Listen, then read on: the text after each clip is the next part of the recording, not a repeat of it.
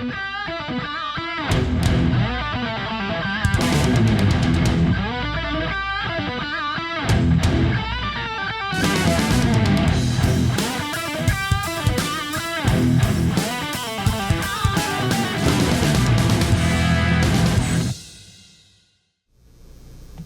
my name is Rich Howard, owner of Architectural Builder Supply. This video is to bring you a closer look at the Schlage. This is their part number L283-424 in a 626 finish. This is an occupancy indicator is what it is. And occupancy indicators have always been a part of architectural or builders hardware, but they're a lot more common nowadays than they really ever were in my experience. Not only when it comes to the type of function that you'd have on an airplane commode head, where you've got a slide bolt and then it just changes the occupancy on the outside. You have lavatory hardware that will do that. You have what would be otherwise a deadbolt with a thumb turn on the inside and a bolt out of the edge with an occupancy indicator on the exterior. That would be called tubular. You can do occupancy indicators now in cylindrical locks. There are privacy functions that have them up in the rows. But when it comes to mortise locks, yes, there is a plethora of occupancy indicator options, and this is one of them. So what drives the occupancy indicator on Schlage is a hub that's in the mortise case. And that hub is where the spindle would be for your thumb turn. It's the same spindle that will drive the occupancy indicator. This part number specifically means its function. So you'll note it has a coin emergency release here, not a thumb turn or a cylinder or any other functionality, but also combined with the symbology that's here. Locked or unlocked, shown in symbols, not in words, and in color scheme as well. Important to note, just fun fact, doing occupancy indicators for unusual door thicknesses is a possibly or perhaps a blind spot or a weak point for Schlage. I just very recently sent a client 5 passage sets with occupancy indicators because they insist on having what would be a Falcon D271 up above, which is the tubular thumb turn, although it's not by Falcon, they're by a competitor to Schlage. And it's an 1 3/4 inch thick door with a 1 inch applied panel to the secured side of the opening, which would be the outside. These happen to all be right-hand doors, so on the push side, you've got an 1 3/4 inch thick door and then 1 inch on the outside. So what you need for that mortise lock is you're going to need an extended spindle on the outside. You're going to need 2 longer machine screws. It's a passage function, so you don't have any other functionality. The strike is a standard lip length because you're applying that panel to the push side. If it was a reverse bevel door, then you'd need a longer lip length. So it's just a passage set, but they want an occupancy indicator. And the client is one that very routinely conjures up voodoo and black magic to solve problems. Meaning they do stuff to just make things work. So he knows that the length of the spindle is for an 1 3/4 inch thick door, and they are going to do something to make this longer. This is not going to work on this application. It needs to be 1 inch longer, obviously. And how I would go about doing it is I would look for a sleeve and then another piece of key stock, and I would epoxy all that together, and that would work. I've never looked for the sleeve with a key stock profile on the inside. I'm sure that it must exist. Or at least I believe that it does. So he'll have to do something. I'm not convinced he knows what he's got himself into this time. And the reason I say that is because with that D271, the Falcon, all you need for that, to extend that for a weird door thickness, and by the way, the factory won't do it, and neither will the factory that he ordered the occupancy indicators from, all you need are 2 longer machine screws. And on the lock he ordered, he told me they're 1/4-20. I don't know that for sure. I would expect them to be 1032. But 2 longer machine bolts, and you need just a piece of flat bar stock to act as a tailpiece, the right size. And I've seen photographs of what the client built, and it worked just fine. So he's got an unusual door thickness where the lock is not centered in that unusual door thickness. The problem that I said to him is, you should just be putting the occupancy indicator on a privacy set. Well, no, that's not what they want. I'm like, well, what they want is 2 operations to exit. Tubular, occupancy indicator, then passage set.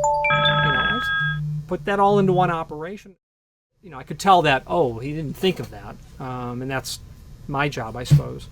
That's how I would have done it. I wouldn't have bored 2 holes and 2 preps into the door and the whole 9 yards. Anyway, so this occupancy indicator is going to include all the parts that you need. It does come apart for installation, obviously. So what you're going to end up doing is mounting this structure to the door itself. Okay, there is a plastic template that is included with that that will allow you to line out your holes. That will go into the spindle of the mortise cassette, and you'll have your holes marked. You'll make sure that that is completely plumb. You'll attach this apparatus to the door using the screws included. There's 2 small machine screws that are in there, and those are going to be for a little hole there, little hole there, attaching the what would in essence end up being a scout plate to the chassis itself, and then you have a completed installation. This is in 626.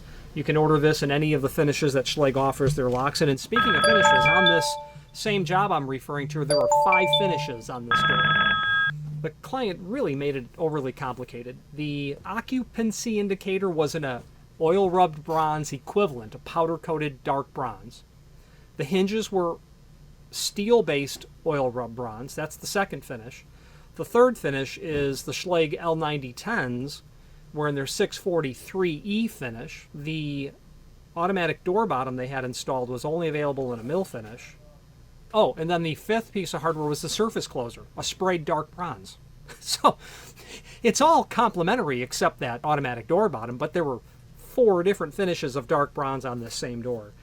This is where architects, specifiers, contractors engage your hardware supplier and say, hey, help me with this. Make sure this all works as best as possible. We got lots of finishes. By the way, this is not for that job. This is just an occupancy indicator. Let's switch to the screen view now, and let's take a closer look at all of the supporting information. If you've not hit subscribe yet, we would very much appreciate if you did, and hopefully you're enjoying this video. Now, let's get back to it. Okay, let's continue on with what we're doing here. Here is this 283-424, and that 424 is really going to change the part number when you're getting along looking at different occupancy indicators. So sectional indicator, first of all, that means that this is for a lock that has sectional trim, meaning roses, not escutcheons. It's a Cointurn function and is compatible with the 9044 and the 9444 series cassettes. Symbols only. 626 means brass base material and a satin chrome finish, and the other details regarding it. 180-degree windows for visibility at any angle. High mount placement for quick assessment during emergency lockdown. High contrast colors. Let's look at some photographs that we have of the item. The contents of the package.